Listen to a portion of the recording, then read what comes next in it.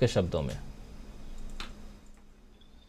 Doctor साहब, सुधांशु त्रिवेदी ने जो कहा उस पर मैं सिर्फ इतना कहना चाहता हूं कि साबिर जफर का एक शेर है, न इंतजार करो इनका अजो, न इंतजार करो इनका आजादारो, शहीद जाते हैं जन्नत को, शहीद जाते हैं जन्नत को, घर नहीं आते।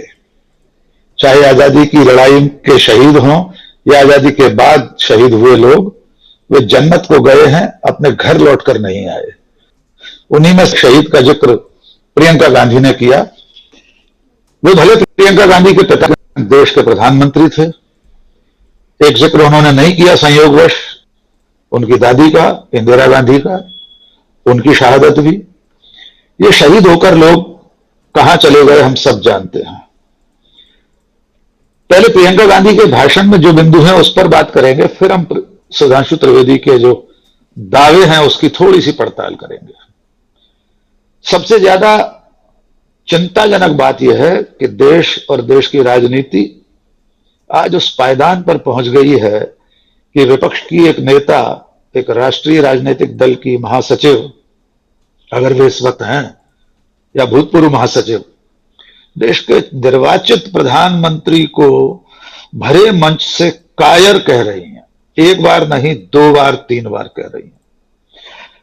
किसी सभ्य समाज का, किसी लोकतांत्रिक देश का इससे ज्यादा दुर्भाग्य कुछ नहीं हो सकता कि जो प्रधानमंत्री ईश्वर का समझा जाता हो, भगवान विष्णु का 11वां अवतार समझा जाता हो, भगवान राम और कृष्ण कहा जाता हो, उसे नेता सरेआम से हजारों लोगों के सामने, लाखों करोड़ों लोगों की पहुंच तक इंटरनेट के जरिए जो बात पहुंच गई है वो ये है कि देश का प्रधानमंत्री कायर है, सत्ता के पीछे छुप रहा है।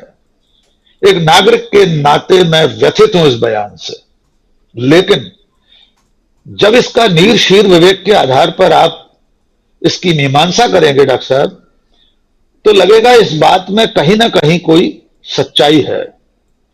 मैं अपने शब्दों में एक बार भी नहीं कहूंगा कि मेरे देश का प्रधानमंत्री कायर है।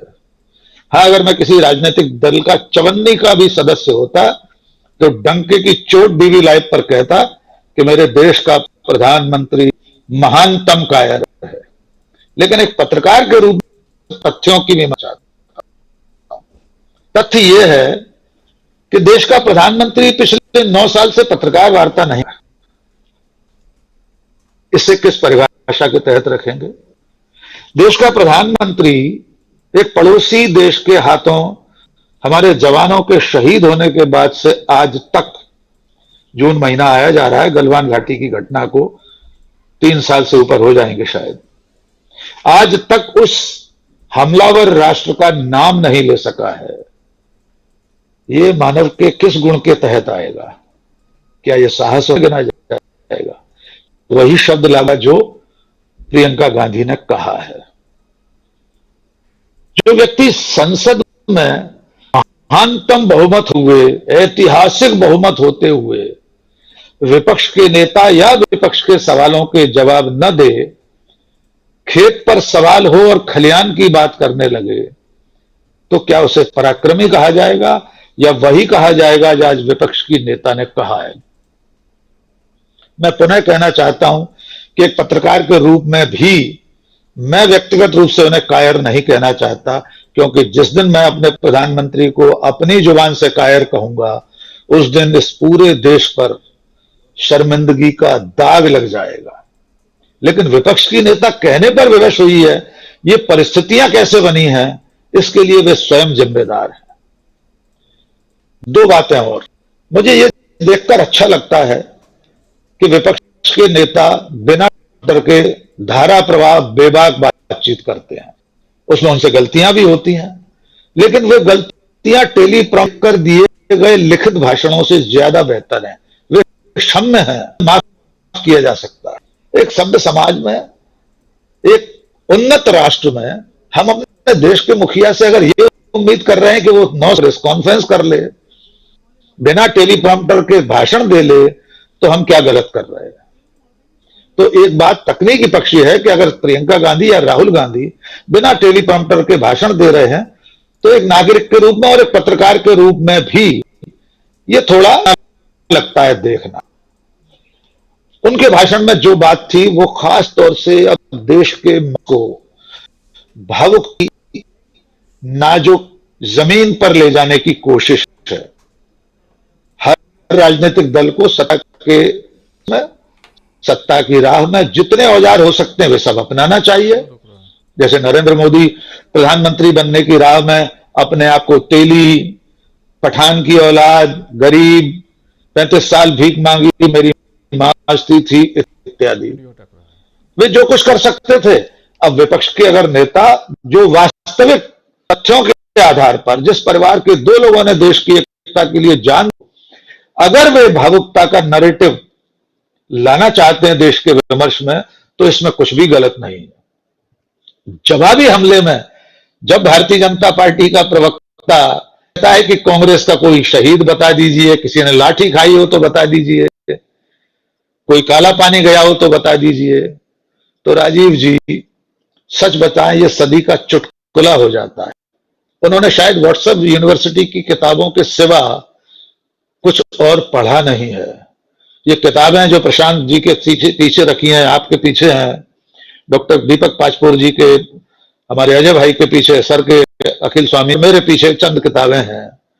इनमें आजादी का इतिहास दस्तावेजी सबूतों के साथ मौजूद है। अगर आप मुझे मौका देंगे तो मैं एक हाथ की दूरी पर एक आध किताब दिखा सकता हूं, जिसमें पूरी आजादी की लड़ाई में कांग्रेस के कार्यकर्ताओं और नेताओं की शहादत दर्ज है। वे लाठी खाने की बात कर रहे थे। लाठी कमला नेहरू, जवाहरलाल नेहरू से लेकर गांधी जी तक सबने खाई है। मोहनदास करमचंद गांधी ने तो दक्षिण अफ्रीका की आजादी के लिए, वहां के लोगों की नागरिक आजादी के लिए लाठियां खाई हैं, और इस बुरी तरह खाई हैं कि वे भागकर जान बचाने के लिए एक पुलिस सुपरिंटेंडेंट की पत्नी उन्हें ले गई थी अपने घर में। वे किस इतिहास की बात कर रहे हैं? बहुत लंबी फहरिस्त है, समय जाया होगा।